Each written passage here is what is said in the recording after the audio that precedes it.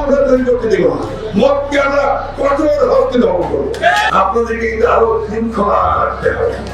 আজকে আমি এখানে কিন্তু এসে আমাদের শৃঙ্খলা দেখিনি, এটা খুব কষ্ট পেয়েছি। আপনাদের শৃঙ্খলা থাকবে না কেন? প্রত্যেকটা জিনিস সুন্দর বুঝাই করবেন, তাহলে কাজটা ঠিক হবে, না হবে না। একটা কথা আমাদের মনে রাখতে হয় যে আমাদের জাতি হিসাবে যদি উপরে উঠতে হয়, শৃঙ্খলা ছাড়া কেউ উপরে উঠতে পারে না। এখন একটা বড় সংকট দেখা দিয়েছে না, যুদ্ধ লাগছে আপনার যে ইরান আর আমেরিকা ইসরায়েলে, সাপ্লাই কম, হঠাৎ দেখা গেল যে আমার ঠাকুর আছে একটা পেট্রোল ভাঙিয়ে দিবে, সোনা ভাঙিয়ে দিবে।